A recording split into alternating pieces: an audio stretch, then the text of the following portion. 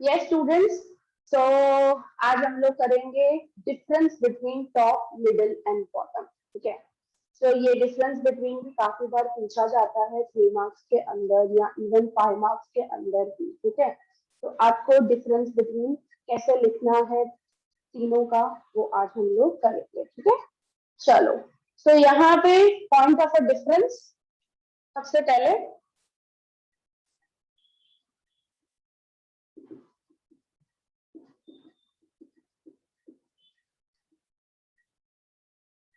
ठीक है, फिर आ जाएगा हमारा top level management, middle level management,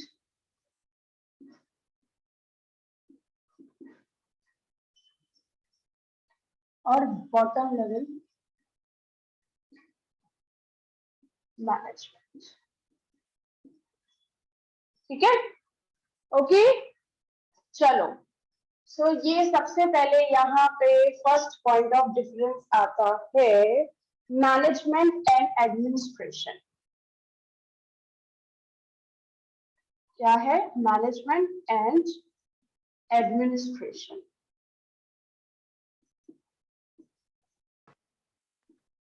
अब यहाँ पे आपको ये बताना है कि मैनेजमेंट ज्यादा कहाँ पे होता है। मैनेजमेंट यहाँ पे मतलब पूरा प्रोसेस, प्लानिंग करना और ऐसी सब चीजें, और एडमिनिस्ट्रेशन मतलब इम्प्लीमेंटेशन करना, वही पॉलिसीज और वही जो भी टॉप लेवल ने एक्चुअली प्लानिंग की है। राइट, सो यहाँ पे टॉप लेवल की अगर ऊपर बात करें हम लोग, तो यहाँ पे मैनेजमेंट ज्यादा होता है, एडमिनिस्ट्रेशन कम होता है। राइट, सो हम ऐसा लिख सकते हैं, management is more and administration is less. मैं शॉर्ट में ही लिख रही हूँ।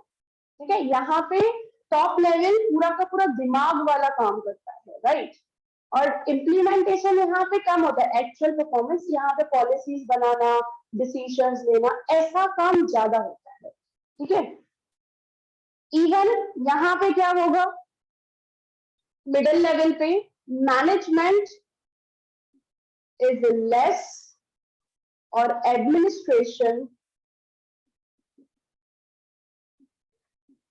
Is more.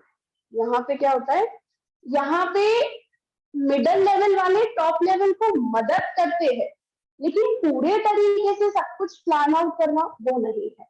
तो यहाँ पे हम ऐसा लिख सकते हैं कि मैनेजमेंट होता है लेकिन कम प्रपोर्शन में, और एडमिनिस्ट्रेशन यहाँ पे ज्यादा प्रपोर्शन में होता है। ठीक है, मिडिल लेवल पे।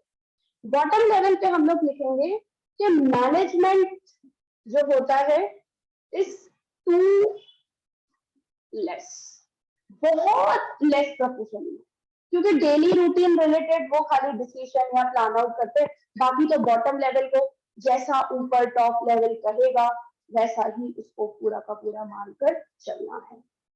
तो यहाँ पे हम लिख सकते हैं एडमिनिस्ट्रेशन इज टू हाई या फिर इवन मोर, ऐसा भी लिख सकते हैं हम लोग। ठीक है, या हम लोग लिख सकते हैं, यहाँ पे एक वर्ड में डाल सकती हूँ, is at maximum level. Maximum और मैनेजमेंट इज लीस्ट, ऐसा लिख सकते हैं हम लोग, बहुत कम, और एडमिनिस्ट्रेशन बहुत ज्यादा, मतलब पूरा का पूरा एक्चुअल परफॉर्मेंस का काम ही किसका है, बॉटम लेवल मैनेजमेंट का। ठीक है, तो ये पॉइंट ऑफ डिफरेंस हो गई। अब सेकेंड पॉइंट ऑफ डिफरेंस आती है हु इंक्लूड्स। अब ये आप बताओगे मेरे को, चलो बोलो, टॉप लेवल में कौन कौन इंक्लूडेड है? Board of directors, CEO, board of directors, CEO, general manager, और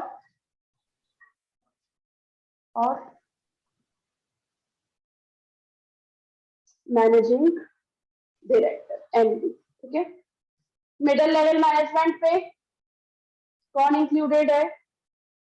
ma'am departmental heads, departmental heads,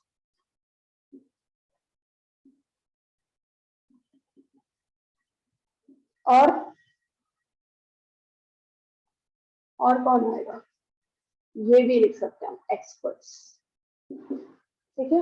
bottom level पे supervisor, Supervisor, jobbers, supervisors, jobbers, jobbers, foreman, workers, foreman और वर्कर्स, workers. ठीक है, ठीक है।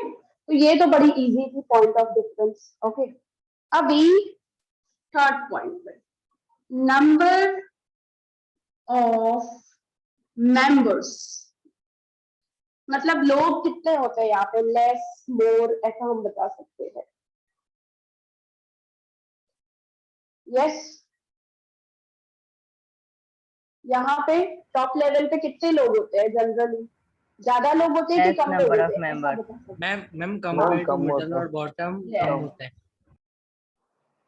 बॉटम में कम होता है, क्या बोल रही हो? नहीं Top मैम, में कम होता है ना? कंपेयर करेंगे ना, हाँ, अगर मिडल और बॉटम से कम होते हैं उसमें। Okay okay, so less members. और यहाँ पे अगर हम कंपेयर करें मिडल लेवल में, तो कंपेयर टू टॉप लेवल, इसमें ज्यादा होती more members at middle level management, ठीक है। फिर यहाँ पे कंपेयर टू मिडल लेवल करें तो मैम इसमें सबसे ज्यादा होते हैं, है। मोर, दोनों में से ज्यादा। more members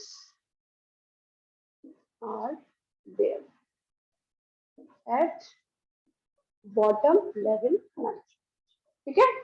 हो गई पॉइंट ऑफ डिफरेंस ये वाली। ओके, नेक्स्ट आ जाता है ऑथोरिटी एंड रिस्पॉन्सिबिलिटी, फोर्थ वाली पॉइंट, ऑथोरिटी एंड रिस्पॉन्सिबिलिटी। बताओ अभी यहाँ पे ऑथोरिटी एंड रिस्पॉन्सिबिलिटी क्या होती है टॉप लेवल पे, बोलो। ऑथोरिटी एंड रिस्पॉन्सिबिलिटी क्या होगी, ज्यादा होगी कम होगी? मैम सुप्रीम क्या अथॉरिटी, बोल रहे हो?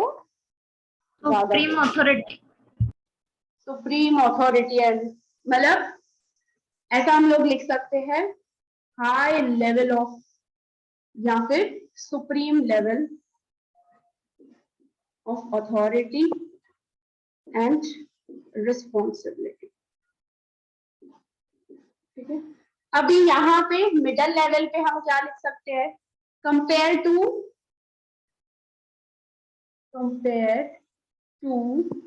Top level, less authority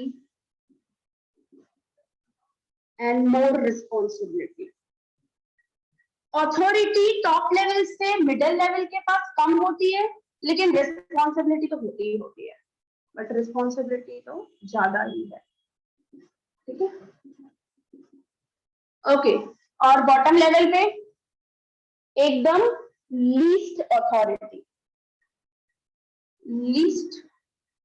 authority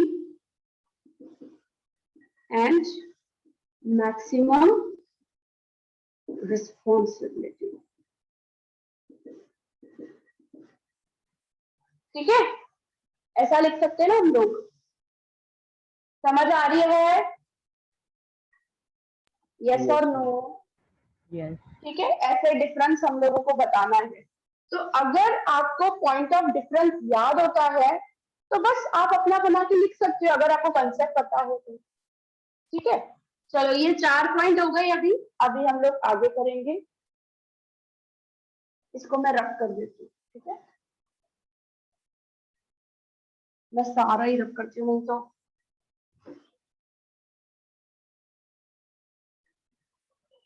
और भी पॉइंट्स है ना बहुत सारे।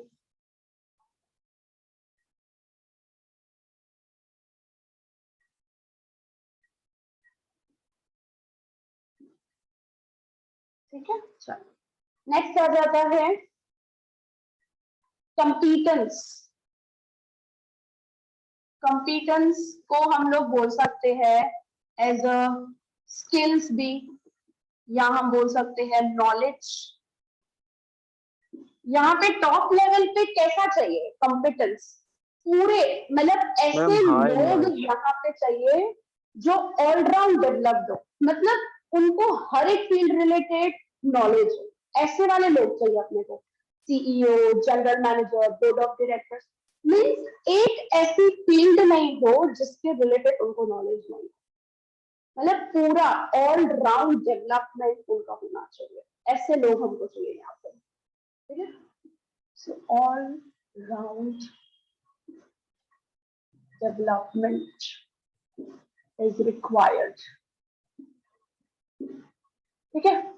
और मिडिल लेवल मैनेजमेंट पे डिपार्टमेंटल जो हेड्स होते हैं उनको अपनी फील्ड रिलेटेड स्पेशल नॉलेज होना चाहिए। जैसे मार्केटिंग मैनेजर है तो उसको मार्केटिंग रिलेटेड पूरा नॉलेज होना चाहिए, फाइनेंशियल मैनेजर है तो उसको फाइनेंस रिलेटेड पूरा नॉलेज होना चाहिए, फिर कोई एचआर मैनेजर है तो उसको पूरा एचआर रिलेटेड नॉलेज होना चाहिए, ठीक है। So specialised knowledge, specialized knowledge as per their department, ठीक है, हम ऐसा लिख सकते हैं is required, ठीक है। नेक्स्ट आ जाता है बॉटम लेवल। सो यहाँ पे क्या चाहिए, अभी जैसे वर्कर्स वगैरह है या फिर जो सुपरवाइजर्स वगैरह है, तो उनको अपने डिवीजन रिलेटेड जो उनका बना हुआ है, जैसे अभी प्रोडक्शन रिलेटेड काम है या फिर जैसे अकाउंटेंट है, ठीक है। अब अकाउंटेंट को क्या होना चाहिए, अकाउंटेंसी रिलेटेड थोड़ा नॉलेज होना चाहिए, ठीक है। तो अपने डिवीजन रिलेटेड, भाई जिस डिवीजन में वो काम कर रहे हैं उसके रिलेटेड उनको नॉलेज चाहिए, बाकी ज्यादा नहीं, ठीक है। So required knowledge as per their own division, ठीक है। जिस डिवीजन में वो काम कर रहे हैं उस डिवीजन, जैसे सेल्समैन है, ठीक है, अब सेल्समैन एम्प्लॉय है, अब उसको सेल्स रिलेटेड, सेल्स मतलब मार्केटिंग कैसे करनी है, पब्लिसिटी कैसे करनी होती है, कम्युनिकेशन कैसा होना चाहिए, तो ऐसे ही उनको बेसिक नॉलेज वगैरह होनी चाहिए, बाकी इतना ज्यादा रिक्वायरमेंट नहीं होता है, ठीक है। As per their own division, जिस डिवीजन में वो लोग काम करते हैं, ठीक है। या फिर हम डिवीजन को, या हम ऐसा भी बोल सकते हैं सब डिपार्टमेंट, ठीक है। सो कॉम्पिटेंस आ गई है। फिर है formation of objectives and policies, ठीक है। नेक्स्ट आ जाता है formation of objectives and policies. मुझे बताओ कौन फॉर्म करता है, कौन बनाता है ऑब्जेक्टिव्स और policies? Ma'am top level management. Top level management, yes. So यहाँ पे हम लोग क्या लिखेंगे, this level formulates policies and decisions, yeah, sorry, policies and objectives,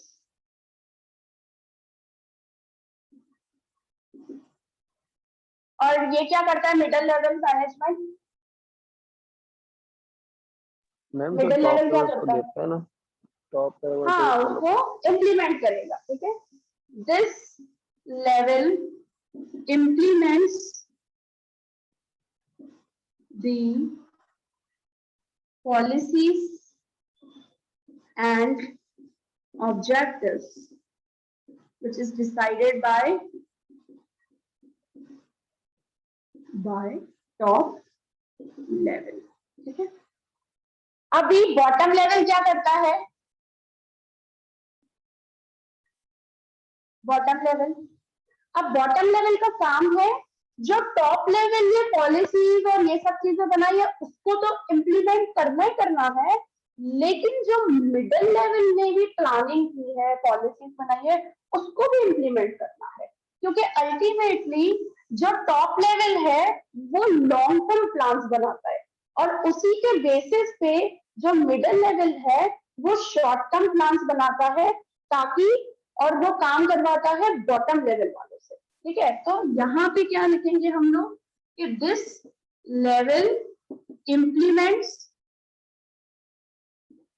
orders, policies and objectives decided by top level and middle level, ठीक है। तो ultimately काम तो इनको ही करना है ना, बॉटम लेवल वाले। ओके, तो हम ये चीज लिख सकते हैं यहाँ पे।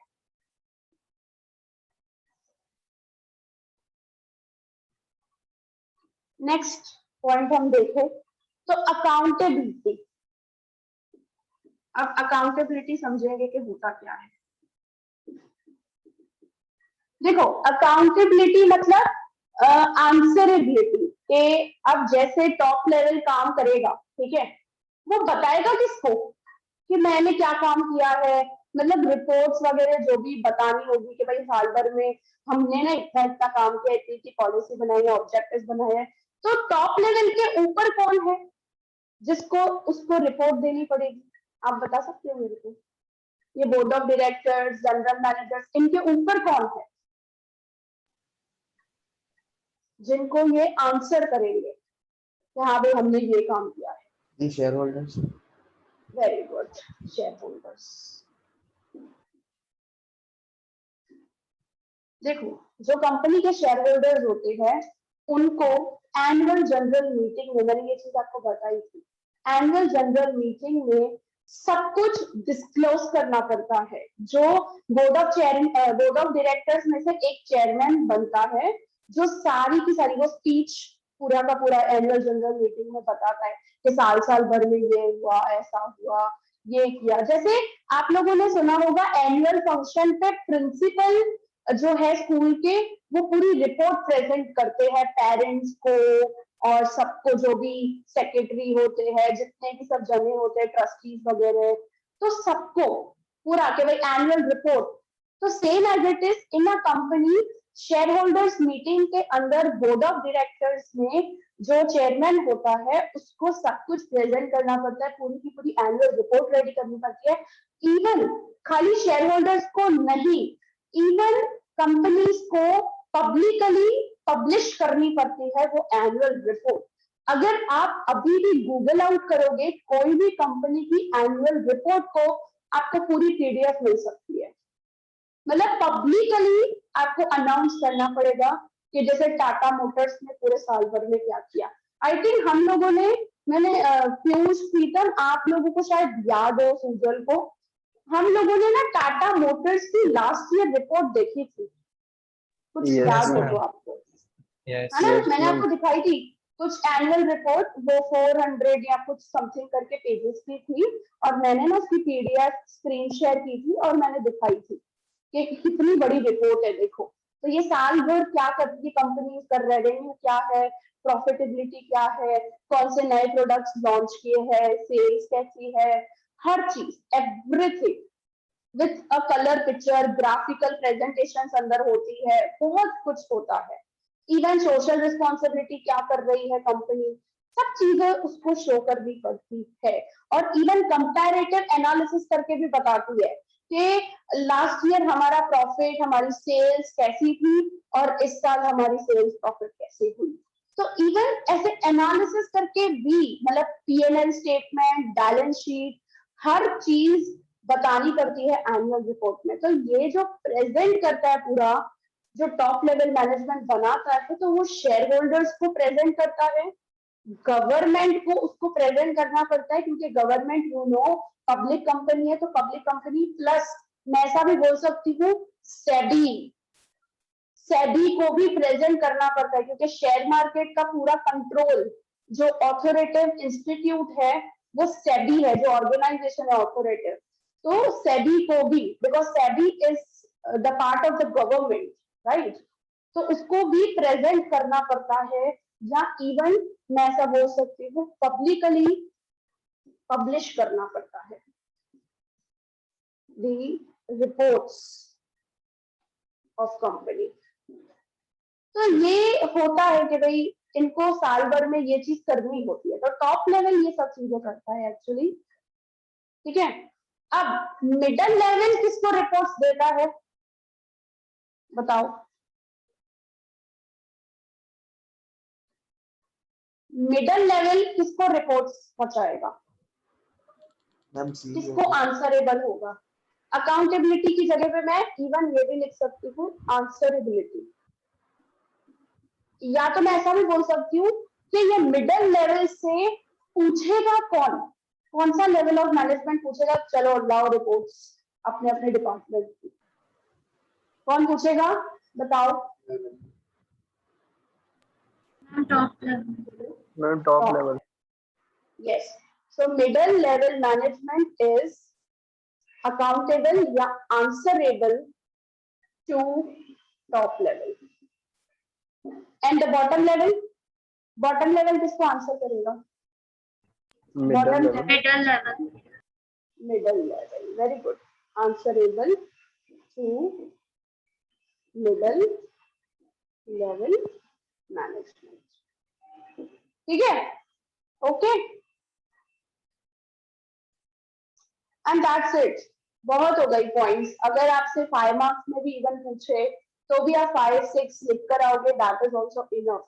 अभी हम लोगों ने तो पहले 4 की और ये बाकी 3 की, ठीक है, तो 7 हम लोगों ने कर दी है, that is enough for the 3 marks also and for the 5 marks also, ठीक है। ये नोट्स में मैंने प्रोवाइड किया हुआ है, चलो अब क्लियर हो गया difference between levels of management, पूरा कंसेप्ट आप लोगों को। आगे बढ़े अभी हम लोग, यस मैम। चलो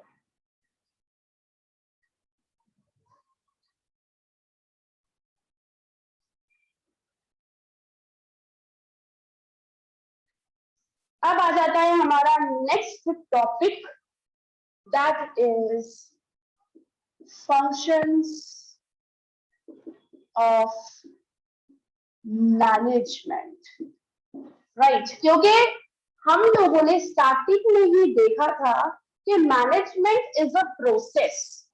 क्या है management, is a process. Process का मतलब क्या होता है, a series of function, a series of steps, मैं ऐसा भी लिख सकती हूँ या steps, a series of function to be performed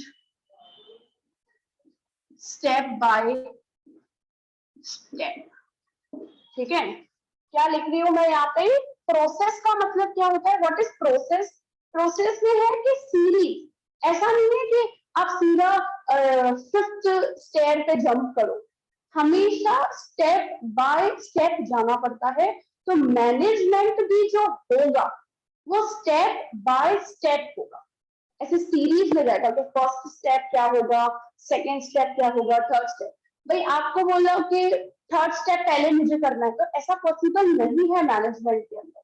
management is a process, एक पूरा प्रोसेस है जो स्टेप बाय स्टेप होता है, ना कि बीच में से कहीं से भी कुछ भी कोई भी फंक्शन परफॉर्म कर दिया, ठीक है।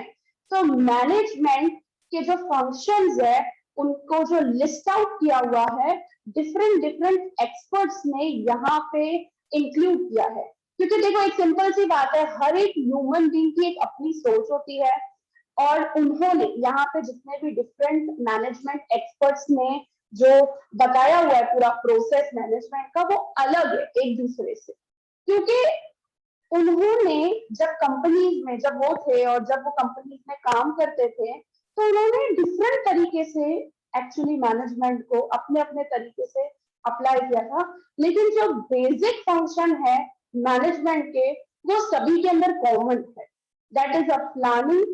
सबसे पहला step, first step of management, management की जो शुरुआत होती है वो सबसे पहले होती है प्लानिंग से, समझे।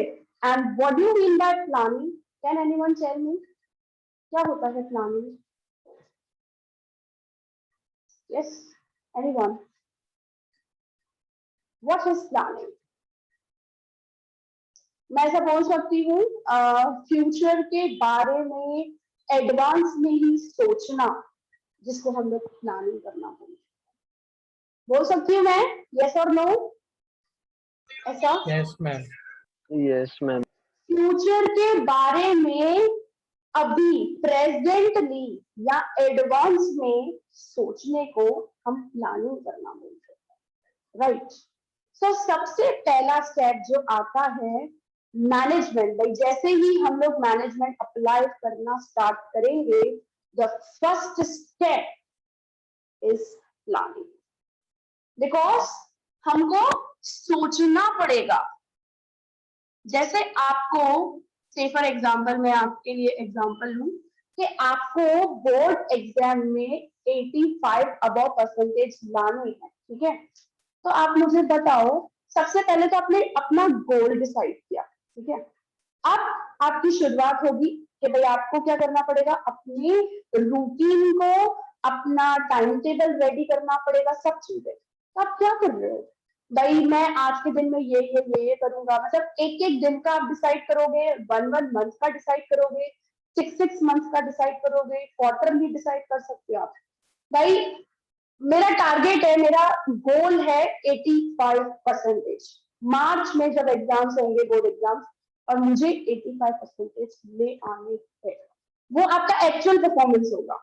लेकिन उसके लिए आपको क्या करना पड़ेगा, you have to do planning कि ये पूरे साल में जो मेरा कोर्स खत्म होना चाहिए। तो सबसे पहले तो आप ये सोचोगे दिसंबर तक तो मेरा कोर्स खत्म हो जाना चाहिए पूरा, ताकि जनवरी में मैं रिवीजन कर सकूं और फरवरी में मैं पेपर प्रैक्टिस कर सकूं, रिटन प्रैक्टिस करूं, जो मेरी स्पीड कम है या क्या, तो उसके ऊपर मैं कॉन्सेंट्रेट करूं। तो दिसंबर, भाई आपने टारगेट सोचा दिसंबर तक मेरे को कोर्स खत्म करना है। अब आपके पास महीने कितने हैं, जून चल रहा है, ठीक है? तो जून के 15 दिन, जुलाई, ठीक है, अगस्त, सितंबर, अक्टूबर, नवंबर, दिसंबर, ठीक है? तो टोटल 7 मंथ्स, मतलब ऐसे समझो 6.5 मंथ्स। अब इस 6.5 मंथ्स में आपको सारे सब्जेक्ट्स का सिलेबस कंप्लीट करना है। अब जब सिलेबस कंप्लीट करना है, तो आप एक एक महीने में कितना कोर्स खत्म कर सकते हो। भाई ओसी के अंदर ये चैप्टर्स, भाई 1 2 3 चैप्टर खत्म हो जाएंगे, ठीक है, जून महीने में। फिर जून महीने में अकाउंट्स में इतने चैप्टर्स कंप्लीट हो जाने चाहिए, इकोनॉमिक्स के इतने चैप्टर्स कंप्लीट हो जाने चाहिए, ऐसे ही हर एक सब्जेक्ट आप सोचोगे। तो एक महीने का तो आपने सोचा, और फिर आप क्या करोगे, भाई अभी मेरे पास जून महीने में 15 दिन है, ठीक है? अब इन 15 दिनों में एक एक दिन मुझे क्या क्या करना है, ताकि मेरे ना सारे कोर्स कंप्लीट हो जाए। से फॉर एग्जाम्पल हम ऐसा प्लान आउट कर सकते हैं कि आज मुझे है ना अकाउंट्स का करना है प्रैक्टिस, जो अकाउंट्स का चैप्टर चल रहा है उसकी प्रैक्टिस करनी है, उसको होमवर्क करना है। देन मैम ओसी चला रहे हैं तो ओसी का हमको प्रैक्टिस करना है, जो चैप्टर चल रहा है वो, ठीक है? और फिर इंग्लिश पे या फिर कोई भी दूसरा लैंग्वेज, हिंदी आप ले सकते हो। मतलब आप एक एक दिन के अंदर 3 सब्जेक्ट्स को इंपॉर्टेंस दे सकते हो कि आप एक प्रैक्टिकल ले लो, अकाउंट्स या स्टेट्स, फिर इको या ओसी, एंड लैंग्वेज में हिंदी और इंग्लिश, ठीक है? इनमें से अब आज अगर आपने अकाउंट्स, ओसी और आपने इंग्लिश किया, तो कल आप क्या करोगे भाई, स्टैट्स, इको और हिंदी। तो हम ऐसे प्लान आउट कर सकते हैं। तो आपने किया थोड़ी वो, आप अभी तक क्या कर रहे हो, आप सिर्फ और सिर्फ क्या कर रहे हो, प्लानिंग कर रहे हो, आप सोच रहे हो और लिखते जा रहे हो डायरी में आपके कि हाँ ऐसे ऐसे कर सकता हूँ मैं, इतना इतना मेरा सिलेबस कंप्लीट हो सकता है, नोट डाउन करते जा रहे हो। फिर आप एक एक दिन में रूटीन बना रहे हो, सुबह मैं उठूंगा, सुबह उठ के मैं क्या करूंगा, जैसे ही मैं उठूंगा फटाफट से मैं फ्रेश होकर ब्रश व्रश करके फटाफट से मैं ना नाश्ता वास्ता खा के बैठ जाऊंगा 1 घंटा पढ़ने के लिए। मैं अकाउंट्स के सम्स वगैरह सॉल्व करूंगा। फिर क्या करूंगा, फिर ठीक है मेरे लेक्चर्स होंगे, भाई एक मैम का लेक्चर होता है, वो लेक्चर अटेंड करके फिर मैं सिंपल सा खाना खाऊंगा। खाना खा के फिर थोड़ी देर मेरे पास टाइम होगा, तो मैं एक भाई ओसी का मैम ने जो करवाया है उसको होमवर्क कंप्लीट करके और एक बार उसको रिवाइज कर लूंगा। और फिर क्या होगा, फिर सर का लेक्चर होगा, फिर सर का लेक्चर अटेंड करूंगा। उसके बाद एक टाइम मिलेगा, फिर इंग्लिश का कोई भी एक राइटिंग सेक्शन उठा दो या फिर एक चैप्टर उठा दो, उस चैप्टर को मैं उसके क्वेश्चन आंसर्स वगैरह देख लूंगा और फिर रात को खाना खा के या थोड़ी देर खेल कर बस खत्म हो गया दिन हमारा। तो आप सोचो ये क्या कर रहे हो आप। मैं आपको ये जो पूरा टाइम टेबल बता रही हूँ, सब चीजें कर रही हूँ आपके पर्सपेक्टिव से। व्हाट आई एम डूइंग, क्या कर रही हूँ मैं, just tell me which function of management I am doing now। बोलो कौन सा फंक्शन कर रही हूँ मैनेजमेंट का। planning, Planning. Planning, yes. तो आपने सोचा, मैंने पूरे साल का सोचा, क्वार्टरली सोच रही हूँ, मंथली सोच रही हूँ, 15 दिन का सोच रही हूँ, 1 दिन का सोच रही हूँ। बस इसी तरीके से बिजनेस में भी टारगेट डिसाइड किया जाता है। टारगेट डिसाइड किया, देन ईयरली पूरा प्लानिंग करते हैं, 6 मंथली प्लानिंग करते हैं, क्वार्टरली प्लानिंग करते हैं, डे एक दिन की प्लानिंग करते हैं। इसी तरीके से सबसे पहला स्टेप मैनेजमेंट के अंदर इसी वजह से क्या आता है, मैनेजमेंट की जो शुरुआत होती है that is known as planning. So planning हम लोग लिख सकते हैं, while in advance what to do, how to do, who will do what, when, and हम ऐसा भी लिख सकते हैं when the work will be finished,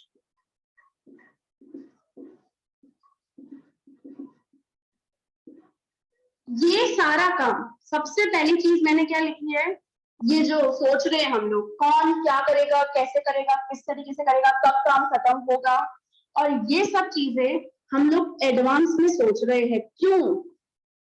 for achievement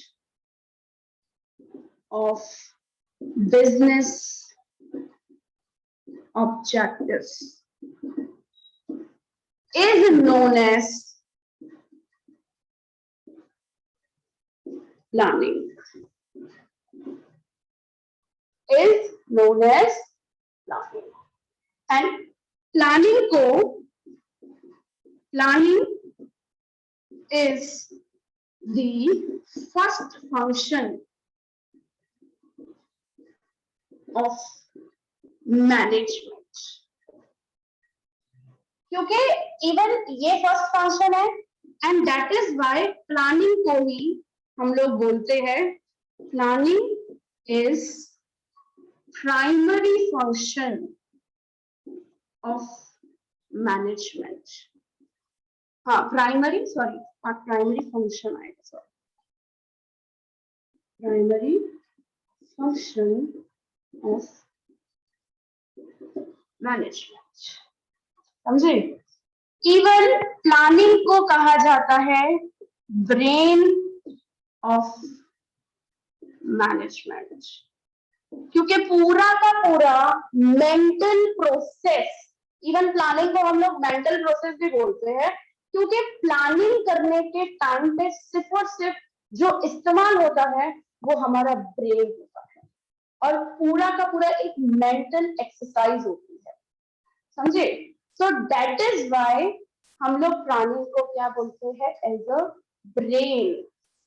management का ब्रेन है भाई, समझे? क्योंकि पूरा का पूरा हम दिमाग से ही सोचते हैं प्लानिंग के अंदर, और प्लानिंग क्या है, फर्स्ट स्टेप है। अब अगर ये चीज सोचो कि अगर हम लोग प्लानिंग ही नहीं करेंगे तो मैनेजमेंट के जो आगे वाले फंक्शंस होंगे, भाई आगे वाले जितने भी फंक्शंस हमने भाई देखे, ऑर्गेनाइजिंग, डायरेक्टिंग, कंट्रोलिंग, ऐसे जितने भी फंक्शंस है वो परफॉर्म ही नहीं होंगे। और आपसे ऐसा एमसीक्यू क्वेश्चन पूछा जा सकता है, dash is the base for all other functions of management. कौन सा बेस है कि मतलब planning is the base for all other functions of management. अगर प्लानिंग होगी तो बाकी के फंक्शंस मैनेजमेंट में होंगे। अगर फर्स्ट स्टेप ही नहीं होगा तो हम सेकंड स्टेप तक जाएंगे कैसे, समझे? तो ये एमसीक्यू का एक क्वेश्चन आपसे पूछा जाता है इसके अंदर से। देखो आपके बुक के अंदर एक एक चीज, planning, organising, staffing, directing, controlling, ये 5 फंक्शंस हैं जो स्टेप बाय स्टेप परफॉर्म किए जाते हैं मैनेजमेंट के अंदर। तो सबसे पहला जो स्टेप है भाई, आप सीधी सी बात है ना, आप फर्स्ट स्टेप चढ़ोगे तो आप सेकंड स्टेप चढ़ सकोगे ना। अगर आपने फर्स्ट स्टेप ही नहीं चढ़ा है तो सेकंड स्टेप पे जाओगे कैसे? क्योंकि मैनेजमेंट को तो हम प्रोसेस बोल रहे हैं यहाँ पे। तो इसी वजह से प्लानिंग को क्या कहा जाता है? Base for all other managerial functions. ठीक है, और इवन अगर शॉर्ट आपको डेफिनेशन चाहिए प्लानिंग की, तो प्लानिंग क्या है? Planning is the forecasting about the future in present. हम क्या कर रहे हैं? फ्यूचर को फोरकास्ट कर रहे हैं कि फ्यूचर में क्या होगा। लेकिन वो जो फ्यूचर फोरकास्टिंग हो रही है वो कब कर रहे हैं हम लोग? In present. समझे? तो मैं ऐसी डिफाइन भी लिख सकती हूँ, planning is forecasting about future in present. So this is also a very short definition of planning. ठीक है, समझ आया प्लानिंग एवरीवन? यस और नो? Yes, ma'am.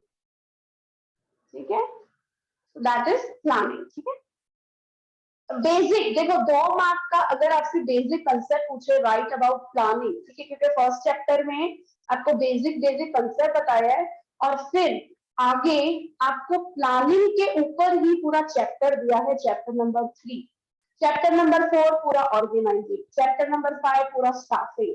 तो एक एक कंसेप्ट को इस फर्स्ट चैप्टर के अंदर छोटा छोटा बताया है। तो आपसे 2 मार्क में पूछ सकते हैं, तो 2 मार्क में आप इतनी चीजें लिखोगे भाई, डेफिनेशन लिखी, देन आप बताओ फर्स्ट